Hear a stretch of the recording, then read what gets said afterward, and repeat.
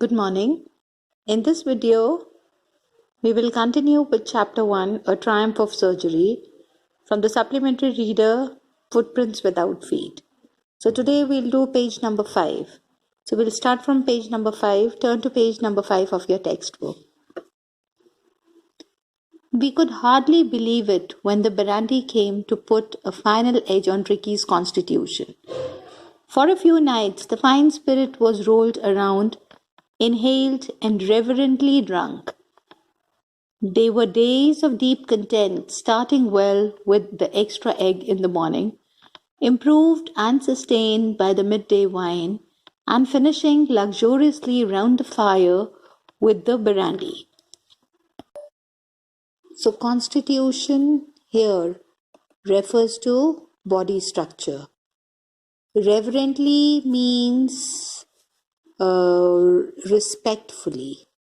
So now in this, what is given is, in this it is given that these people, what they did was, for a few nights, these people, they did enjoy on the brandy and the wine that was sent by Mrs. Pumphrey the moment she heard that Tricky was recovering.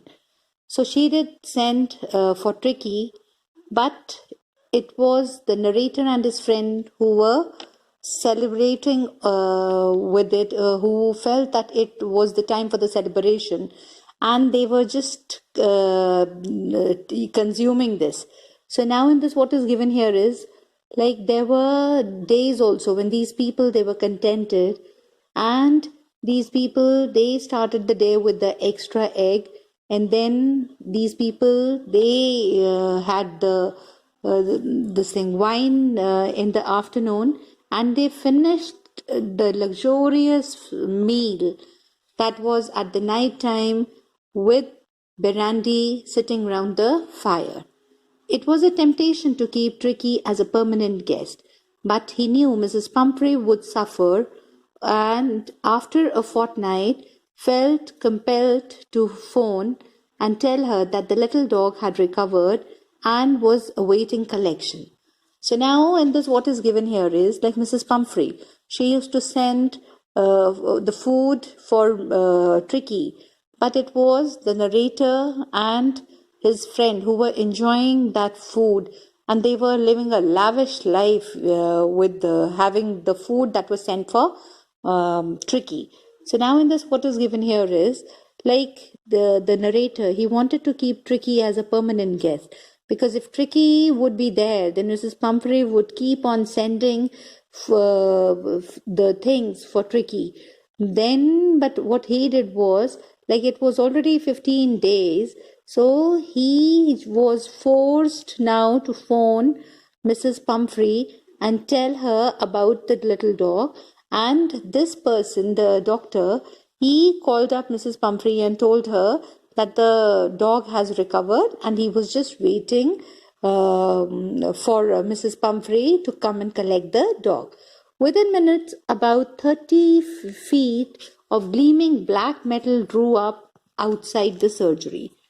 The chauffeur opened the door, and I could just make out the figure of Mrs. Pumphrey, almost lost in the interior. Her hands were tightly clasped in front of her. Her lips trembled. "Oh, Mr. Herriot, do tell me the truth. Is he really better?" "Yes, he's fine. There is no need for you to get out of the car. I'll go and fetch him." So now in this, what is given here is, in this it is given that the moment he called Mrs.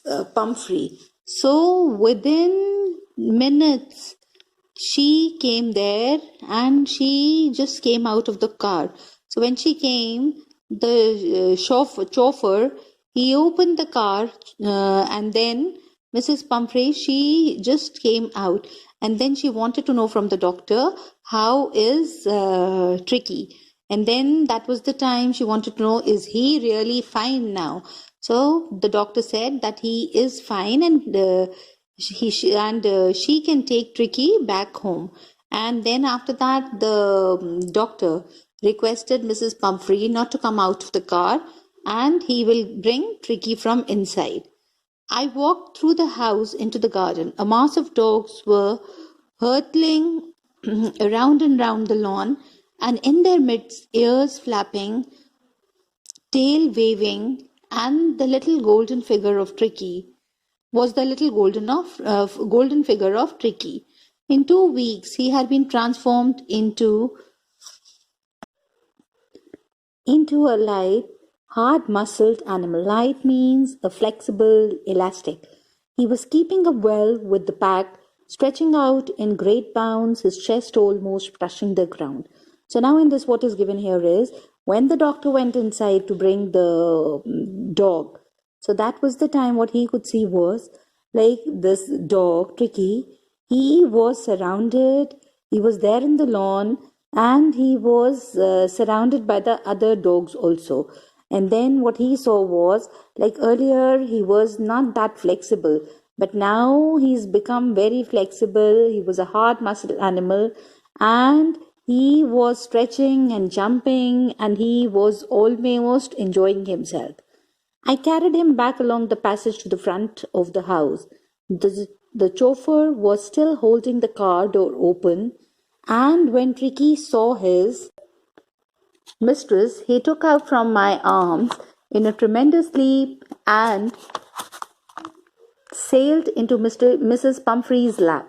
She gave a startled "Oh!" and then had to defend herself as he swarmed over her, licking her face and barking. During the excitement, I helped the chauffeur to bring out the beds, toys, cushions, coats, and balls, none of which had been used. As the car moved, Mrs. Pumphrey leaned out of the window. Tears shone in her eyes. Her lips trembled. "Oh, Mr. Harriot," she cried, "how can I ever thank you? This is the triumph of surgery." So now in this, what is given here is when the dog came. So, and the moment he saw his mistress, so that was the time what he did was he jumped from the arms of the doctor, and he went into the lap of Mrs. Pumphrey. And then after that, what the dog was meeting the mistress after 15 days. And then what he did was he started licking her face and barking. And when when the chauffeur, he went inside to bring the toys, cushions and all. So those things have not been used. And then after that, he kept all these things in the car. And then when these people, they were moving, when the car started moving, so Mrs. Pumphrey, what she did was she just leaned out of the window, and that was the time when tears were coming from her eyes. She was very happy and her lips started trembling. And then she just thanked Mr. Harriot and told him that it was a triumph of surgery. So it is that the dog had recovered and he had taken care of him. So she was quite happy with that.